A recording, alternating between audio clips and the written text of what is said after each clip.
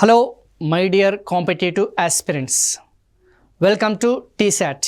So ఈ యొక్క session ఎవరైతే ఫస్ట్ టైం అభ్యర్థులు వింటున్నారో మీ అందరూ కూడా ఈ యొక్క వీడియోకి సంబంధించిన ఆ యొక్క సెషన్ని లైక్ చేయండి, వీలుంటే సబ్స్క్రైబ్ చేయండి. మన యొక్క టీశాట్కి సంబంధించిన ఛానల్ ఏదైతుందో వీలైనంతగా మీ యొక్క స్నేహితులకి, ఎవరైతే కాంపిటేటివ్ ఎగ్జామినేషన్స్ ఎవరైతే ప్రిపేర్ అవుతారో వాళ్ళందరికీ కూడా ఈ యొక్క వీడియో అనేది ఏదైతున్నాయో అందరికీ కూడా షేర్ చేయండి.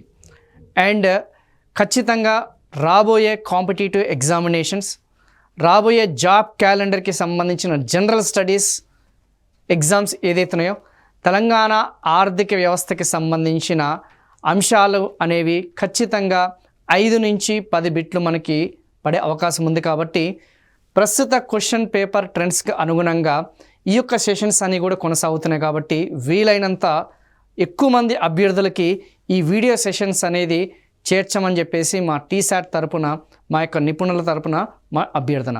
సో ఇప్పుడు వచ్చేసి తెలంగాణ రాష్ట్ర ఆర్థిక స్థితిగతులకు సంబంధించిన సెషన్ 3 అనేది మనం స్టార్ట్ చేయబోతున్నాం. ఏదమ్మా స్టార్ట్ సెషన్ 3.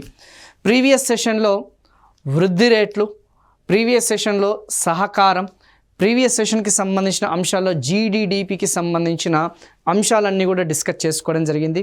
అండ్ మన యొక్క వృద్ధి రేటుకి సంబంధించిన ర్యాంకింగ్స్ ఏదైతున్నాయో, అండ్ వ్యవసాయము మరియు పారిశ్రామిక రంగము మరియు సేవా రంగానికి సంబంధించిన ఉద్యోగ ఎంప్లాయ్మెంట్కి సంబంధించిన షేర్స్ ఏదైతున్నాయో వాటాలు కూడా చాలా డీటెయిల్గా డిస్కస్ చేసుకున్నాం. ఇప్పుడు వచ్చేసరికి ఈ సెషన్లో తలసరి ఆదాయం, పర్ క్యాపిటా ఇన్కమ్స్, తలసరి ఆదాయాలు, తెలంగాణ రాష్ట్రానికి సంబంధించిన తలసరి ఆదాయాలు, భారత జాతీయ తలసరి ఆదాయాలు, అండ్ రెండింటిని కూడా మనం కంపారిజన్ చేయడం నెంబర్ 1 సెషన్, అంటే ఫస్ట్ పార్ట్లో డిస్కస్ చేద్దాం.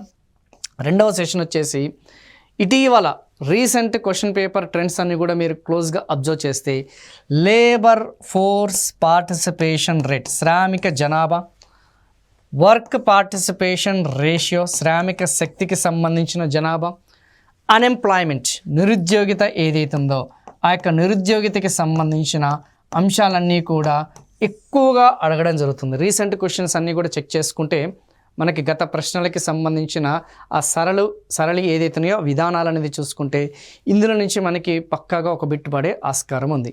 సో ఈ 2 సెషన్స్, ఈ 2 టాపిక్స్ అన్నీ కూడా ఈ సెషన్లో మనం కంప్లీట్ చేస్తే తెలంగాణ రాష్ట్ర ఆర్థిక స్థితిగతులు ఏదైతున్నాయో ఆ సెషన్, ఆ టాపిక్ ఏదైతుందో అది పూర్తి స్థాయిలో మనం విశ్లేషించుకోవడం అనేది పూర్తవుతుంది. సో ఇందులో భాగంగానే మనం ఫస్ట్ వన్ ఆ యొక్క తలసరి ఆదాయం ఏదైతుందో దాని గురించి ఒక్కసారి ఆ స్టేట్మెంట్స్ అనేది ఒకసారి చెక్ చేద్దాం. 2023-2024 సంవత్సరంలో ప్రస్తుత ధరలు, ఆల్రెడీ మనము ప్రీవియస్ సెషన్లో మనం చెప్పుకున్నాం. ప్రస్తుత ధరలు అంటే ఏంటి, ఆధార సంవత్సరపు ధరలు అంటే ఏందనేది చాలా క్లియర్గా మనకి ఎక్స్ప్లెయిన్ చేయడం జరిగింది.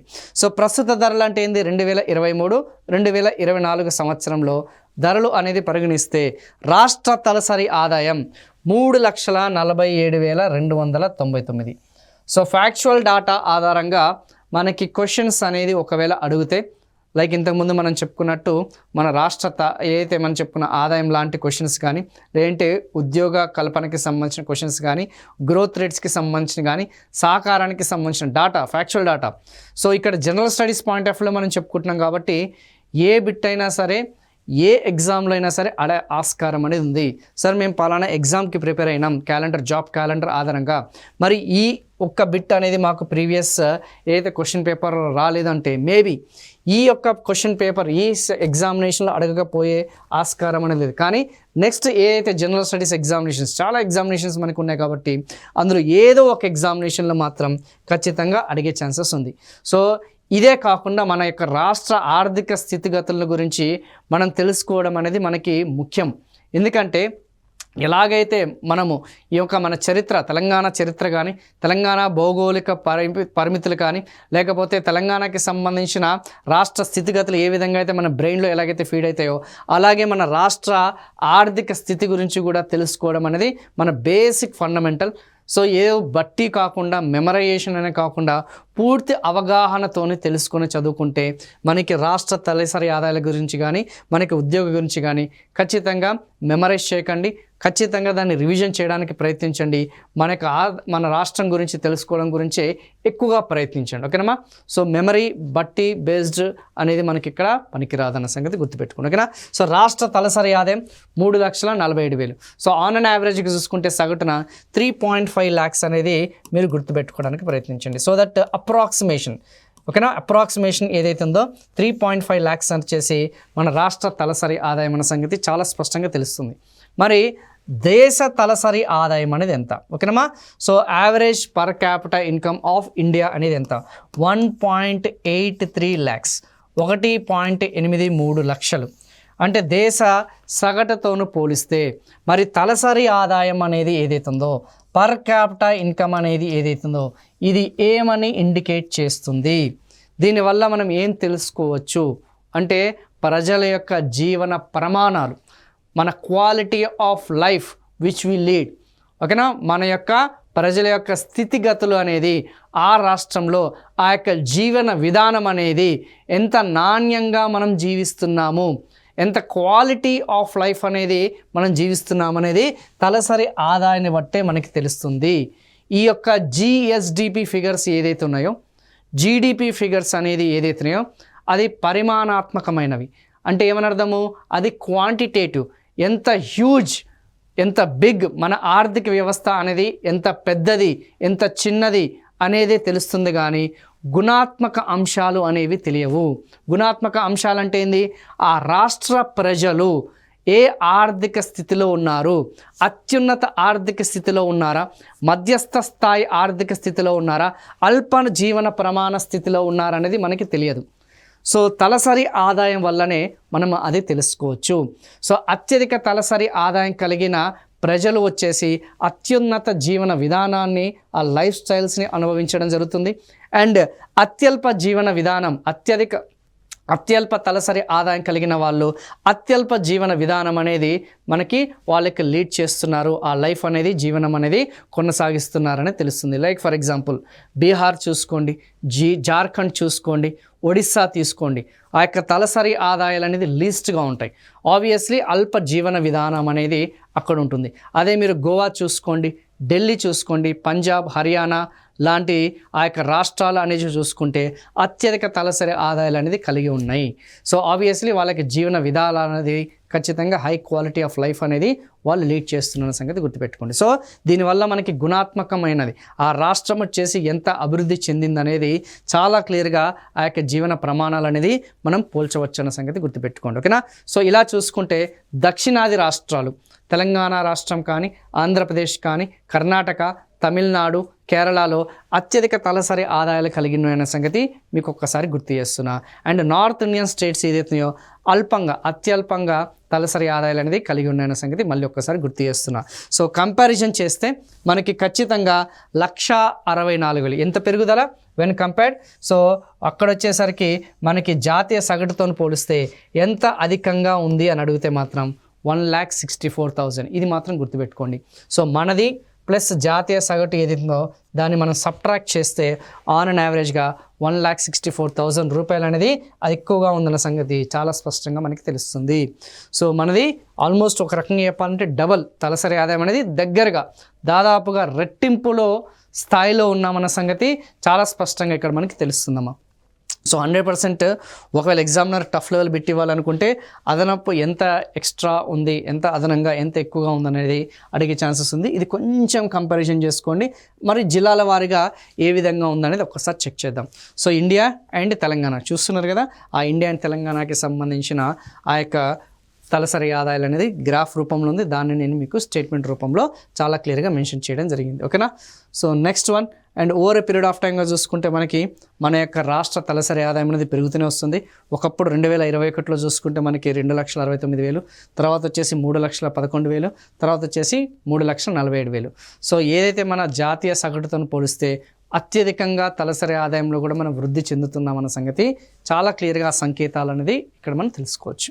నెక్స్ట్ వన్, జిల్లాల వారీగా మన యొక్క తలసరి ఆదాయం అత్యధికంగా పారిశ్రామీకరణ, అత్యధికంగా పట్టణీకరణ, అత్యధికంగా ప్రపంచీకరణకి సంబంధించిన ఆ ఫలాలు అనేది ఏదైతున్నాయో ఆ యొక్క ప్రతిఫలాలు అనేది ఏదైతున్నాయో హైదరాబాద్ కేంద్రంగా హైదరాబాద్ పరిసర ప్రాంతాలు ఏదైతున్నాయో రంగారెడ్డి జిల్లా, Medchal Malkajgiri, at the same time మనం చెప్పుకున్న ఆ యొక్క నల్గొండ జిల్లా ప్రాంతాల్లోనే అత్యధికంగా పారిశ్రామీకరణ అనేది జరిగింది. ఎక్కువగా పరిశ్రమలన్నీ కూడా ఆ ప్రాంతంలోనే ఎక్కువగా కేంద్రీకృతం అనేది జరిగింది.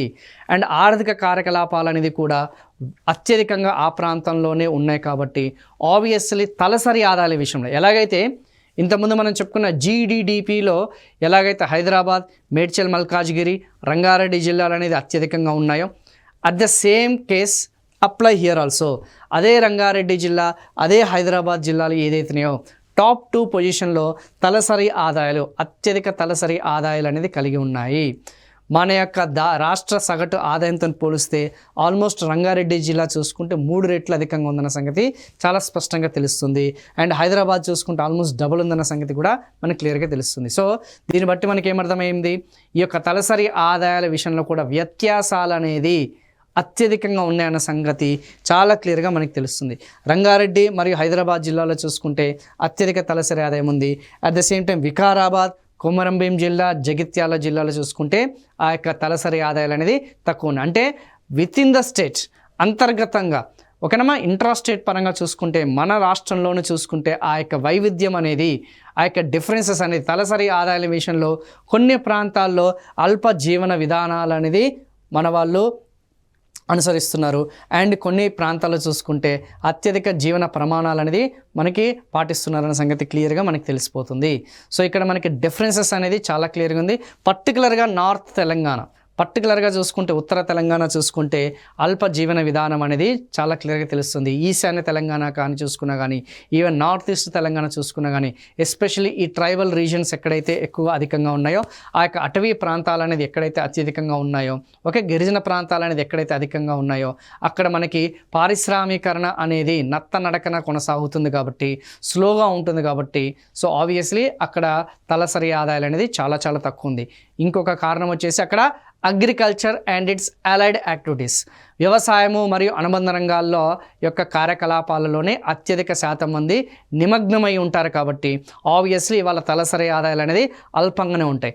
అదే మనకి హైదరాబాదు, రంగారెడ్డి, మేడ్చల్ ఇలాంటి పరిసర ప్రాంతాలు చూసుకుంటే ఎక్కువ శాతం మంది ప్రజలు, ఎక్కువ శాతం మంది వర్క్ ఫోర్స్ వచ్చేసి పరిశ్రమ రంగంలో మరియు సేవా రంగంలో ఎక్కువ మంది కాన్సన్ట్రేట్ అయి ఉంటారు కాబట్టి, ఎంగేజ్ అయి ఉంటారు కాబట్టి ఆబ్వియస్లీ వాళ్ళ యొక్క తలసరి ఆదాయాలు అనేది అత్యున్నత స్థాయిలో ఉంటాయి, అత్యధిక స్థాయిలో ఉంటాయన్న సంగతి చాలా స్పష్టంగా మనకి ఇక్కడ తెలిసిపోతుంది. ఓకేనా? సో మీరు అర్థం చేసుకునేటప్పుడు మన తెలంగాణ రాష్ట్రం యొక్క ఆర్థిక పరిస్థితులు అర్థం చేసుకునేటప్పుడు పారిశ్రామీకరణ అనేది ఎక్కడైతే అత్యధికంగా జరిగిందో, ఓకేనా, హిస్టారికల్ చారిత్రాత్మకంగా ఇదేదో రాత్రికి రాత్రే ఈ యొక్క లెక్కలు అనేది మారిపోవు. తెలంగాణ రాష్ట్ర ఆవిర్భావం దగ్గర నుంచి 2014 దగ్గర నుంచి చూసుకుంటే ఎక్కువగా చూసుకుంటే రాష్ట్ర తలసరి ఆదాయాలు అనేది ఈ విధంగానే కొనసాగుతున్న సంగతి మళ్ళీ మీకు ఒక్కసారి రిపీట్ చేస్తున్నాను. ఓకేనమ్మా? సో 1956 నుంచి 2023 వరకు చూసుకుంటే అత్యధిక తలసరి ఆదాయాలు అనేది ఈ ప్రాంతంలోనే. సో ఇప్పుడు రేవంత్ రెడ్డి గారు కూడా అదే చెప్తున్నారు కదా. సో ఎంఎస్ఎంఈ పాలసీస్ తీసుకురావడానికి ప్రధానమైన కారణం కూడా అదే. సో ఎక్కడైతే మనకి పారిశ్రామీకరణ అనేది ఎక్కడైతే అల్పంగా జరిగిందో అక్కడ పరిశ్రమల యొక్క స్థాపన అనేది వేగవంతంగా చేస్తాము, అక్కడ రాయితీలు అనేది అత్యధికంగా ఇస్తాం. బీసీలు, ఎస్సీలు, ఎస్టీలు, మైనారిటీలు, మహిళలు ఎవరైతున్నారో ఎక్కడైతే పారిశ్రామీకరణ అనేది ఎక్కడైతే మందగించిందో ఆ ప్రాంతంలోనే ఎక్కువగా ఏర్పాటు చేయడానికి కృషి చేస్తామని చెప్పేసి అక్కడ వైద్య, విద్య ఏదైతుందో అత్యున్నత ఏదైతే స్థాయి గల ఆ యొక్క వ్యవస్థల్ని, సంస్థలు ఏర్పాటు చేస్తామని చెప్పేసి చాలా క్లియర్గా స్పష్టంగా తన యొక్క విధానాల్లో ప్రకటించడం జరిగింది. సో అలా ఇంటర్ప్రిట్ చేసుకుంటే బెటర్గా ఉంటుంది. సో ఈజీనే అమ్మ, కాకపోతే ఆ ఫిగర్స్ అనేది ఆధారంగా మనం ఈ యొక్క మ్యాప్ని అంతా కూడా ఇంటర్ప్రిట్ చేసుకోవాలన్న సంగతి గుర్తుపెట్టుకోండి. తెలంగాణ ఆర్థిక వ్యవస్థ అంటే కేవలం లెక్కలు చదువుకోవడం కాదు, దాని వెనకాల ఉన్న ఆ యొక్క వ్యవస్థ అనేది ఏ విధంగా ఉందనేది కూడా మనం పూర్తి స్థాయిలో విశ్లేషించుకోవాలి. ఈ ప్రాంతంలో అల్పంగా ఉండడానికి గల కారణం ఎక్కువ మంది వ్యవసాయము మరి అనుబంధ రంగాల్లో నిమగ్నం అవ్వడమే దానికి మెయిన్ ఇంటెన్షన్ సంగతి గుర్తుపెట్టుకోండి. ఈ ప్రాంతంలో పారిశ్రామీకరణ అనేది, పట్టణీకరణ అనేది ఓకేనా వేగవంతంగా జరిగిందన్న సంగతి ఒక్కసారి గుర్తు చేసుకుని చాలు. ఓకేనా? సో ఇదే సమయంలో తలసరి ఆదాయ స్థాయిలో జిల్లాల మధ్య తీవ్రమైన వ్యత్యాసాలు అంతరాలు ఉన్నాయి. ఉదాహరణకి రంగారెడ్డి జిల్లా ఆల్రెడీ మనం చెప్పుకున్నాం 9,40,000 రూపాయల దగ్గర. వికారాబాద్ జిల్లా తలసరి ఆదాయం వచ్చేసి 1,80,000. ఓకేనా, అత్యల్ప తలసరి ఆదాయం వచ్చేసి వికారాబాద్. సో మరి మనం ఇంతకుముందు ములుగు జిల్లాలో చెప్పుకున్నాం కదా సార్. కొమరంభీం జిల్లాలో చూసుకుంటే జీడిడిపి అనేది అత్యల్పంగా ఉంది కదా. మరి ఇక్కడ మీరు చూస్తేనేమో వికారాబాద్ జిల్లాలోనేమో అత్యల్ప తలసరి ఆదాయం ఉందంటే హౌ అంటే వెరీ సింపుల్. సో తలసరి ఆదాయం అనేది కేవలం ఆదాయం మీదనే కాకుండా జనాభా మీద కూడా ఆధారపడుతుందమ్మా. సో జనాభా అనేది ఏదైతుందో అది చాలా కీలకమైన పాత్ర పోషిస్తుంది. వికారాబాద్ జిల్లాలో ఆర్థిక కార్యకలాపాలు అనేది తక్కువగానే ఉన్నాయి. అట్ ద సేమ్ టైం జనాభా సాంద్రత, జనాభా పెరుగుదల అనేది ఎక్కువగా ఉంది. ఆబ్వియస్లీ జనాభా ఎక్కువగా ఉండి ఆర్థిక కార్యకలాపాలను తక్కువగా ఉంటే ఆబ్వియస్లీ తలసరి ఆదాయం అనేది కూడా చాలా చాలా తక్కువగా ఉంటుంది. అది మీ అందరికీ కూడా తెలిసిందే. సో కొంచెం అలా ఇంటర్ప్రిట్ చేసుకోండి, ఈజీగా మీకు అర్థమవుతుంది. ఎస్, ఇప్పుడు మనం నెక్స్ట్ ఈ తలసరి ఆదాయాలు అనేది ఏదైతే ఉందో దాన్ని కొంచెం మనం పక్కన పెట్టి, సో ఈ యొక్క లేబర్ ఫోర్స్ పార్టిసిపేషన్ రేట్, చాలామందికి పీరియాడిక్ లేబర్ ఫోర్స్ సర్వే గురించి మీ అందరికీ కూడా తెలిసే ఉంటుంది. సో 2022, 2023కి సంబంధించిన డాటా అనేది మన దగ్గర ఉంది. ఆ యొక్క రిలీజ్ చేసిన డాటా అనేది 2023లో రిలీజ్ చేసిన ఆ డాటా ఉంది. ఆ పీరియాడిక్ లేబర్ ఫోర్స్ సర్వే అనేది ఏదైతుందో అంటే ఈ యొక్క శ్రామిక జనాభా 15 నుంచి ఎంతమ్మా 15 సంవత్సరాల నుంచి, శ్రామిక జనాభా అంటే ఏంది 15 ఇయర్స్ నుంచి 59 ఇయర్స్ వరకు, 15 సంవత్సరాల నుంచి 59 సంవత్సరాల మధ్య ఉన్న ఆ యొక్కన, సో 15 నుంచి 59 వయస్సు కలిగిన వాళ్ళు ఎంతమంది ఆసక్తి చూపిస్తున్నారు, ఓకేనా, ఆర్థిక కార్యకలాపాల పట్ల, ఓకేనమ్మా. సో ఆ యొక్క ఎకనామిక్ యాక్టివిటీస్ వైపు పట్ల సో ఎంతమంది ఆసక్తి చూపిస్తున్నారు. సో వ్యవసాయ రంగం మీద కానీ, పారిశ్రామిక రంగం మీద కానీ, సేవా రంగం మీద కానీ, సో ఎంతమంది ఆర్థిక కార్యకలాపాల్లో పాల్గొనాలని చెప్పేసి ఆసక్తి చూపిస్తున్నారు అనేది మనకి ఈ యొక్క లేబర్ ఫోర్స్ పార్టిసిపేషన్ రేట్ అని చెప్పేసి మనం చెప్తాం. దీన్నే మనం శ్రామిక జనాభా, ఏం జనాభా, ఆ యొక్క శ్రామిక జనాభా అని చెప్పేసి అంటాం. So they are physically fit, శారీరకంగా మానసికంగా దృఢంగా ఉండి, శారీరకంగా మానసికంగా దృఢంగా ఉండి ఆర్థిక కార్యకలాపాల్లో పాల్గొనాలన్న ఆసక్తి, శక్తి ఉన్న వాళ్ళు ఎవరైతున్నారో వాళ్ళందరూ కూడా 15 to 59 ఏజ్ గ్రూప్ వాళ్ళు ఎవరైతున్నారో వాళ్ళందరూ కూడా లేబర్ ఫోర్స్ పార్టిసిపేషన్ రేట్ కిందకి వస్తారు. ఎంత అత్యధికంగా లేబర్ ఫోర్స్ పార్టిసిపేషన్ రేట్ అనేది ఎంత అత్యధికంగా ఉంటే ఆ యొక్క ఎకానమీ అనేది అంత బలంగా ఉన్నట్టు.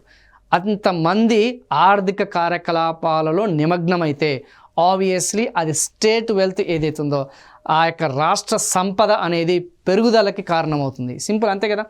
ఇక్కడ జనాభా గురించి మనం మాట్లాడుకుంటలే. జనాభా అంటే ఏంది, ఈ యొక్క చిన్న వయసు దగ్గర నుంచి 6 సంవత్సరాల దగ్గర నుంచి మనకి ఆల్మోస్ట్ చూసుకుంటే ఆ యొక్క ముసలోళ్ళు ఎవరైతున్నారో వాళ్ళ వరకు మనకి జనాభా అంటాం. కానీ దీన్ని మనం డెమోగ్రఫిక్ డివిడెంట్ అని చెప్పేసి అంటాం. డెమోగ్రఫిక్ డివిడెంట్ అంటే ఏంది, ఈ వయస్సు కలిగిన వాళ్ళు ఎవరైతున్నారో ఎక్కువగా ఆర్థిక కార్యకలాపాల్లో పాల్గొంటారు కాబట్టి ఆబ్వియస్లీ ఎంతమంది అధికంగా, ఎంత శాతం మంది అధికంగా ఉంటే ఆ యొక్క రాష్ట్రం అనేది అంత వేగంగా అభివృద్ధి చెందుతుందన్న సంకేతం అన్న సంగతి గుర్తుపెట్టుకోండి. ఎందుకంటే 15 to 59 ఏజ్ గ్రూప్ వాళ్ళే ఎక్కువ ఆసక్తి చూపిస్తారు, ఏదైతే ఆర్థిక కార్యకలాపాల్లో పాల్గొనాలనే ఆసక్తి చూపిస్తారన్న సంగతి గుర్తుపెట్టుకోండి. అలా చూసుకుంటే తెలంగాణ రాష్ట్రంలో ఓకేనా 66.5%, అంటే ప్రతి 100 మందిలో 66.5 మంది ఆర్థిక కార్యకలాపాల్లో ఆసక్తి చూపిస్తున్నారు. లేబర్ ఫోర్స్ పార్టిసిపేషన్ రేట్ అనేది 66.5% ఉంది. వీళ్ళందరూ కూడా ఇండిపెండెంట్స్, ఓకేనా. వీళ్ళందరూ కూడా ఏదో ఒక జాబ్ అనేది వస్తే మేము పాల్గొంటాము, లేదంటే ఆల్రెడీ ఎకనామిక్ యాక్టివిటీస్లో పాల్గొంటున్న వాళ్ళందరూ కూడా 66.5%. అందుకే మన యొక్క వృద్ధి రేట్ అనేది అత్యధికంగా నమోదైందన్న సంగతి గుర్తుపెట్టుకోండి, ఓకేనమ్మా. రెండవది, అదే భారతదేశాంతో పోలిస్తే 61.6%, అంటే అఖిల భారత స్థాయిలో చూసుకుంటే జాతీయ సగటు అనేది చూసుకుంటే ఆ యొక్క లేబర్ ఫోర్స్ పార్టిసిపేషన్ రేట్ అనేది 61.6% ఉంది. మేబీ ఒకవేళ ఎగ్జామినేషన్ పాయింట్ ఆఫ్ వ్యూలో ఏమడిగే ఛాన్సెస్ ఉంది, వెరీ సింపుల్, తెలంగాణ రాష్ట్రానికి సంబంధించిన, దేనికి సంబంధించిందమ్మా, తెలంగాణ రాష్ట్రానికి సంబంధించిన లేబర్ ఫోర్స్ పార్టిసిపేషన్ రేట్ అనేది ఎక్కువగా ఉందా, లేదంటే జాతీయ సగటు ఏదైతే ఉందో ఆ యొక్క జాతీయ సగటుకి సంబంధించిన ఆ యొక్క లేబర్ ఫోర్స్ పార్టిసిపేషన్ రేట్ అనేది అధికంగా ఉందా. సో శ్రామిక జనాభా అనేది ఏదైతుందో చాలా స్పష్టంగా మనకి ఇక్కడ తెలుస్తుంది. సో జాతీయ సగటు ఏదైతే ఏదైతే ఉందో ఆ జాతీయ సగటుకి సంబంధించిన ఆ యొక్క శ్రామిక జనాభా అనేది తెలంగాణదే అత్యధికంగా ఉందన్న సంగతి చాలా స్పష్టంగా చాలా క్లియర్గా ఇక్కడ మనకి తెలుస్తుందమ్మా. ఓకేనా, అలా ఇంటర్ప్రిట్ చేసుకోండి. Very very very important. So వేగవంతంగా సత్వరంగా వృద్ధి చెందడానికి ఎక్కువ స్కోప్ ఉందన్న సంగతి క్లియర్గా తెలుస్తుంది. Labour force participation rate in Telangana and all India. So కనిపిస్తుంది కదా ఇక్కడ పురుషులు మరియు స్త్రీలు. మరి ఈ పురుషులు కానీ స్త్రీలు కానీ పట్టణ ప్రాంతాలు గ్రామీణ ప్రాంతాలు ఇది మీకు కొంచెం అవగాహన అనేది తెలిపిస్తానమ్మా. చాలా సందర్భాల్లో ఈ మధ్య క్వశ్చన్ పేపర్ ట్రెండ్స్లో చూసుకుంటే కంపారేటివ్గా అడుగుతున్నాడు కాబట్టి ఎప్పుడైనా గుర్తుపెట్టుకోండి, లేబర్ ఫోర్స్ పార్టిసిపేషన్ రేట్ అన్నాను అంటే నెక్స్ట్ మనకి వర్క్ పార్టిసిపేషన్ రేట్ అనేది కూడా వస్తుంది. ఎంతమంది శ్రామికులు ఆర్థిక కార్యకలాపాల్లో నిమగ్నం అవుతున్నారని చెప్పేసి ఏదైనా తీసుకోండి. లేబర్ ఫోర్స్ పార్టిసిపేషన్ రేట్ తీసుకోండి, వర్క్ పార్టిసిపేషన్ రేట్ తీసుకోండి. ఎప్పుడైనా గుర్తుపెట్టుకోండి స్త్రీలు. ఓకేనమ్మా, మన తెలంగాణ రాష్ట్రానికి సంబంధించిన ఆ యొక్క స్త్రీలు ఎవరైతున్నారో మహిళలు ఎవరైతున్నారో ఓకేనమ్మా సో అత్యధికంగా ఉంటారు. అండ్ ఏదైతే మనం చెప్పుకున్నా వెన్ కంపేర్డ్ విత్ వాట్ ఇండియాతో కంపేర్ చేస్తే ఫర్ ఎగ్జాంపుల్ ఇక్కడ మీకు ఇక్కడ క్లోజ్గా అబ్జర్వ్ చేయండి. మహిళలు ఎవరైతున్నారో ఫిమేల్ ఎవరైతున్నారో స్త్రీలు ఎవరైతున్నారో తెలంగాణలో లేబర్ ఫోర్స్ పార్టిసిపేషన్ రేట్ అనేది ఎక్కువగా ఉందా తక్కువ ఉందా? ఎక్కువ ఉంది. తెలంగాణ రాష్ట్రంలో 50.4% ఉంది. అదే ఇండియా అఖిల భారత స్థాయిలో చూసుకుంటే 40%, 39.8. అంటే ఇందాక మీకు చూపించిన ఏదైతే తెలంగాణలో చూసుకుంటే స్త్రీలు అనేది అత్యధికంగా ఉంది when compared with all India. So ఏదైతే మహిళలు ఎవరైతున్నారో స్త్రీలు ఎవరైతున్నారో ఇక జాతీయ స్థాయిలో వీళ్ళ యొక్క లేబర్ ఫోర్స్ పార్టిసిపేషన్ రేట్ అనేది తక్కువగా ఉందన్న సంగతి గుర్తుపెట్టుకోండి. ఇది కొంచెం టిప్స్ అండ్ ట్రిక్స్లో గుర్తుపెట్టుకోండి. మళ్ళీ రిపీట్ చేస్తున్నాను, స్త్రీలు గ్రామీణ ప్రాంతంలో అయినా సరే, ఏ ప్రాంతం గ్రామీణ ప్రాంతంలో అయినా సరే స్త్రీలు అత్యధికంగా లేబర్ ఫోర్స్ పార్టిసిపేషన్ రేట్ ఉంటుంది.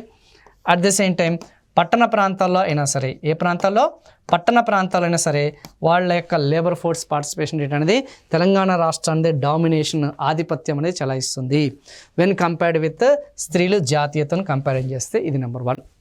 నెంబర్ 2, పురుషులు ఎవరైతున్నారో స్త్రీలు అయిపోయింది. నెక్స్ట్ 1 పురుషులు ఎవరైతే ఉన్నారో సో పురుషులలో చూసుకుంటే ఎప్పుడు కూడా తెలంగాణకి సంబంధించిన మన రాష్ట్రానికి సంబంధించిన ఆ యొక్క లేబర్ ఫోర్స్ పార్టిసిపేషన్ రేట్ అనేది ఎప్పుడు కూడా తక్కువనే ఉంటుంది వెన్ కంపేర్డ్ విత్ జాతీయ. సో ఈ రెండు కూడా కొంచెం బండ గుర్తులు పెట్టుకోండి. జాతీయ స్థాయి ఏదైతే ఉందో ఆ జాతీయ పురుషులకి సంబంధించిన ఏదైతే లేబర్ ఫోర్స్ పార్టిసిపేషన్ రేట్ ఏదైతే ఉందో ఓకేనా.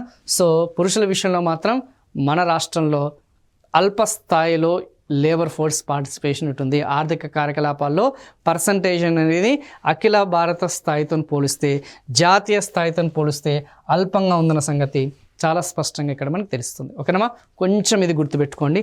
సో పురుషులు ఏది పట్టణ ప్రాంతానికి సంబంధించిన పురుషులైనా సరే, మళ్ళీ ఇక్కడ ఏముంది పట్టణ ప్రాంతానికి సంబంధించిన పురుషులైనా సరే అదే విధంగా ఉంటుంది. అట్ ద సేమ్ టైం గ్రామీణ ప్రాంతాలకి సంబంధించిందైనా సరే అదే ఉంటుందన్న సంగతి గుర్తుపెట్టుకోండి. స్త్రీలు అన్నాను అంటే లేబర్ ఫోర్స్ పార్టిసిపేషన్ రేట్ అన్నాను అంటే ఖచ్చితంగా ఎగ్జామ్లో ఎలాంటి బిట్ వచ్చినా కానీ Telangana is greater than India అనే సంగతి గుర్తుపెట్టుకోండి. పురుషులు అన్నాను అంటే పురుషుల యొక్క లేబర్ ఫోర్స్ పార్టిసిపేషన్ రేట్, పురుషుల యొక్క శ్రామిక జనాభా అనేది ఎప్పుడు కూడా తక్కువనే ఉంటుంది వెన్ కంపేర్డ్ విత్ జాతీయ. సో ఇదేమో అధిక స్థాయిలో ఉంటుంది, ఇదేమో లెస్ దాన్ ఉంటుంది. ఈ రెండు కూడా 100% డైరెక్ట్గా కానీ ఇండైరెక్ట్గా కానీ ఫ్యూచర్లో మేబీ రాబోయే గ్రూప్ 2 ఎగ్జామినేషన్స్ ఏదైతున్నాయో రాబోయే గ్రూప్ 2 ఎగ్జామినేషన్లో కూడా రాబోయే గ్రూప్ 3 ఎగ్జామినేషన్స్ కూడా ఖచ్చితంగా ఇలాంటి బిట్స్ అనే దాని మీదనే ఎక్కువగా ఫోకస్ చేస్తున్నామా. సో కొంచెం దాని మీద ఫోకస్ చేయండి. ఓకేనా, లేబర్ ఫోర్స్ పార్టిసిపేషన్ రేట్కి సంబంధించింది కాబట్టి దానికి సంబంధించింది ఇక్కడ చూడండి. మేల్ అనేది ఎప్పుడు కూడా ఆల్ ఇండియా అనేది ఎక్కువ ఉందా తక్కువ ఉందా? మేల్ అనేది ఎప్పుడు కూడా ఆల్ ఇండియా ఎక్కువ ఉంది, తెలంగాణ అనేది తక్కువ ఉంది. అండ్ ఏదైతే మనం చెప్పుకున్న స్త్రీలు ఏదైతున్నాయో ఎప్పుడు కూడా మనదే ఎక్కువ ఉంది అండ్ ఆల్ ఇండియా లెవెల్ చూసుకుంటే మనకి తక్కువ ఉంది. ఇక్కడ క్లియర్గా మనకి అది మీకు రాపిచ్చిన అది ఒక్కసారి చెక్ చేసుకోండి. నెంబర్ 1 ఇందాక మీకు చెప్పిన ఏమని మేల్ ఏదైతే ఉందో రూరల్ ఏదైతే ఉందో ఫిమేల్ ఏదైతే ఉందో రూరల్ ఏదైతే ఉందో urban male urban female. So ఇక్కడ మీరు ఈ రూరల్ అర్బన్ అనేది పక్కన పెట్టండి. రూరల్ గ్రామీణ ప్రాంతము పట్టణ ప్రాంతం అనేది పక్కన పెట్టండి. ఎప్పుడు కూడా చూసుకుంటే మేల్ అనేది అనగానే పురుషులు అనగానే మనకి ఖచ్చితంగా ఇండియా, ఆల్ ఇండియా అనేది ఏముంది ఇక్కడ బ్లూ కనిపిస్తుంది కదా, ఆల్ ఇండియా అనేది 84 ఉంది. మన తెలంగాణ పురుషుల యొక్క శాతం అనేది లేబర్ ఫోర్స్ పార్టిసిపేషన్ రేట్ అనేది 83 ఉంది. At the same time female ఏదైతే ఉందో ఖచ్చితంగా మన తెలంగాణ రాష్ట్రానికి సంబంధించిన female labour force participation rate అనేది రూరల్ అయినా సరే ఎక్కువగానే ఉంటుంది, అర్బన్ అయినా సరే ఎక్కువగానే ఉంటుందన్న సంగతి చాలా స్పష్టంగా తెలుస్తుంది. అండ్ మేల్ వచ్చేసరికి మనది తక్కువ ఉందన్న సంగతి, ఆ ఫిగర్ అనేది మీరు ఒక్కసారి అబ్జర్వ్ చేయండి. ఒక 1 minute అబ్జర్వ్ చేస్తే పాజ్ చేసుకుని వీడియో మీకే తెలుస్తుంది. కరెక్టే సార్ మీరు చెప్పింది, ఇంతకుముందు మీరు ఏదైతే లాజిక్ ఏదైతుందో, ఇంతకుముందు మనం చెప్పుకున్న టిప్ అనేది ఏదైతుందో ఆ ట్రిక్ అనేది మీరు ఇక్కడ అబ్జర్వ్ చేయండి. గ్రామీణ ప్రాంతము, పట్టణ ప్రాంతము, జాతీయ స్థాయితో సంబంధం లేకుండా స్త్రీలు అనగానే మన తెలంగాణ రాష్ట్రానికి సంబంధించిన ఆ యొక్క లేబర్ ఫోర్స్ పార్టిసిపేషన్ రేట్ అనేది అధికంగా ఉంటుంది. Very very very very important. అదే మనకి పురుషులు అనగానే తెలంగాణ రాష్ట్రానికి సంబంధించిన ఆ యొక్క పురుషులు అనేది లేబర్ ఫోర్స్ పార్టిసిపేషన్ రేట్ అనేది తక్కువగా ఉంటుంది when compared with all India. ఒక్కసారి ఇందాక ఆల్ ఇండియాది చెప్పాను, మేల్ ఫీమేల్ చెప్పాను, గ్రామీణ ప్రాంతము పట్టణ ప్రాంతం కూడా చెప్పిన. ఓకేనా, ఇది కొంచెం చూసుకోండి. అండ్ నెక్స్ట్ వన్ వచ్చేసి పట్టణ ప్రాంతం అన్నంగా, ఇంకా పట్టణ ప్రాంతానికి సంబంధించి చూసుకుంటే ఎప్పుడు కూడా తెలంగాణ రాష్ట్రానికి సంబంధించిన పట్టణ లేబర్ ఫోర్స్ పార్టిసిపేషన్ రేట్ అనేది ఎప్పుడు కూడా తక్కువగానే ఉంటుంది వెన్ కంపేర్డ్ విత్ పట్టణ రాష్ట్రాల్లో ఏదైతే మనం జాతీయ స్థాయిలో ఉన్నది ఎప్పుడు కూడా తక్కువనే ఉందన్న సంగతి గుర్తుపెట్టుకోండి. ఓకేనా. రెండోది వచ్చేసి రూరల్, ఇది ఓవరాల్గా చెప్తున్నాను. గ్రామీణ ప్రాంతానికి సంబంధించిన ఏదైతుందో తెలంగాణ అనేది ఎప్పుడు కూడా హైయెస్టే ఉంటుంది వెన్ కంపేర్డ్ విత్ గ్రామీణ ప్రాంతంలో ఉన్న లేబర్ ఫోర్స్ పార్టిసిపేషన్ రేట్ అనేది ఏదైతుందో, గ్రామీణ ప్రాంతంలో ఉన్న జాతీయ స్థాయిలో ఏదైతే ఉందో ఇది ఎప్పుడు కూడా తక్కువనే ఉంటుందన్న సంగతి గుర్తుపెట్టుకోండి, labour force participation rate. So మీరు ఎగ్జామినేషన్ పాయింట్ ఆఫ్ వ్యూలో మాత్రమే చెప్తున్నానమ్మా, ఎందుకంటే మనకి జనరల్ స్టడీస్ పాయింట్ ఆఫ్ వ్యూలో ఎక్కువ కాన్సెప్ట్స్ అనేది అడగడం తక్కువ కాబట్టి, సో ఎక్కువగా డాటా ఓరియంటెడ్గానే ఇవన్నీ కూడా క్వశ్చన్స్ అనేది అడుగుతున్నాడు కాబట్టి కొంచెం దీని మీద మీరు ఫోకస్ చేయండి. సో పట్టణ ప్రాంతాల్లో ఎప్పుడు కూడా మన లేబర్ ఫోర్స్ పార్టిసిపేషన్ రేట్, శ్రామిక జనాభా అనేది తక్కువగానే ఉంటుంది. అంటే పట్టణ ప్రాంతాల్లో తక్కువ మంది ఓకేనా ఆర్థిక కార్యకలాపాల్లో పాల్గొంటారు, తక్కువ ఇంట్రెస్ట్ చూపిస్తారు when compared with all India. And గ్రామీణ ప్రాంతాల్లో ఎక్కువ మంది ఆర్థిక కార్యకలాపాల్లో ఎక్కువ ఇంటర్వ్యూ చూపిస్తారు. అదంతా ఎందుకు ఎగ్జాంపుల్ చెప్తాను నేను. జనరల్గా చూసుకుంటే ఇక్కడ యువత ఎవరైతే ఉన్నారో, 15 సంవత్సరాలు దాటిన వాళ్ళు ఎవరైతే ఉన్నారో, సో 15 years దాటిన వాళ్ళు ఎవరైతే ఉన్నారో, 10th class ఫినిష్ అయిన తర్వాత గ్రామీణ ప్రాంతాలు ఎవడు కూడా ఖాళీగా ఉండడు. ఖచ్చితంగా వాళ్ళ యొక్క పేరెంట్స్ ఎవరైతే ఉన్నారో వాళ్ళ రిలేటివ్స్ కానీ ఫ్యామిలీ మెంబర్స్లో కానీ ఏదో ఒక వ్యవసాయం మరియు అనుబంధ రంగాల్లో వాళ్ళు ఖచ్చితంగా నిమగ్నమై ఉంటారు. అదే పట్టణ ప్రాంతాలకు వచ్చేసరికి 15 years నిండిన తర్వాత సో కాలేజ్ అని చెప్పేసి, ఓకే బీటెక్ అని చెప్పేసి, డిగ్రీ తర్వాత పీజీ తర్వాత ఎంటెక్ లేకపోతే BTech whatever it is, so higher స్టడీస్కి ఎక్కువ ప్రిఫర్ చేపిస్తుంటారు. కాబట్టి ఆబ్వియస్లీ మన తెలంగాణ రాష్ట్రంలో ఆ యొక్క లేబర్ ఫోర్స్ పార్టిసిపేషన్ రేట్ అనేది పట్టణ ప్రాంతాల్లో తక్కువగా ఉంటుంది, గ్రామీణ ప్రాంతాల్లో ఎక్కువ ఉంటుంది. అట్లీస్ట్ ఈ విధంగా అయినా సరే గుర్తుపెట్టుకోవడానికి ప్రయత్నించండి. సో ఎప్పుడు కూడా 99% ఆఫ్ ది అర్బన్ పాపులేషన్ ఎవరైతే ఉన్నారో, అర్బన్ ప్రాంతంలో పట్టణ ప్రాంతాల్లో నివసిస్తున్న వాళ్ళు ఆర్థిక కార్యకలాపాల్లో ఓకేనా పార్టిసిపేట్ చేయడానికి పాల్గొనడానికి తక్కువ ఇంట్రెస్ట్ చూపిస్తారు. ఎందుకు? They prefer higher studies. కానీ గ్రామీణ ప్రాంతాల్లో ఒకటే అంటారు, నువ్వు చదువుతావా లేకపోతే పని చేస్తావు అంటారు, అంతే కదా. సో ఖాళీగా తిరిగి నేను కూర్చుంటానంటే ఎవరు కూడా అక్కడ ఒప్పుకోరు. అందుకే కొంచెం దాని మీద ఫోకస్ చేసి అది మన తెలంగాణ రాష్ట్రానికి అప్లై చేయండి, ఆటోమేటిక్గా మీకు ఈజీగా అర్థమవుతుంది. ఓకేనమ్మా. సో ఇక్కడ ఒకసారి చూసుకోండి. సో వర్క్ పార్టిసిపేషన్ రేట్ అయినా సరే సో మన గ్రామీణ ప్రాంతం ఎప్పుడు కూడా ఎక్కువనే ఉంటుంది, ఆ యొక్క పట్టణ ప్రాంతంలో ఎప్పుడు కూడా తక్కువనే ఉంటుంది అన్న సంగతి గుర్తుపెట్టుకోండి. సో ఇక్కడతోని ఈ యొక్క సెషన్ అనేది ఏదైతే ఉందో మ్యాక్సిమం ఈ లేబర్ ఫోర్స్ పార్టిసిపేషన్ రేట్ కానీ వర్కర్స్ పాపులేషన్ ఎంతమంది శ్రామిక శక్తి, వర్కర్స్ పాపులేషన్ రేట్ అంటే ఏంది శ్రామిక శక్తి, సేమ్ కాన్సెప్ట్ ఆ యొక్క సోషియో ఎకనామిక్ సర్వేలో అదే అప్లై చేయండి. ఎంతమంది ఏ ఆర్థిక కార్యకలాపాల్లో పాల్గొన్నారు అవన్నీ కూడా. సో నెక్స్ట్ మనము ఆ యొక్క సెషన్ అనేది మనం కొంచెం కంటిన్యూ చేద్దాం. 4th సెషన్ అనేది ఇంకా ఫైనల్ సెషన్ పెట్టుకుందాం. సో అక్కడితో మన తెలంగాణ ఆర్థిక వ్యవస్థ గురించి పూర్తి స్థాయి మనకు అనేది ఉంటుంది. So next we are going to continue the session. Thank you so much.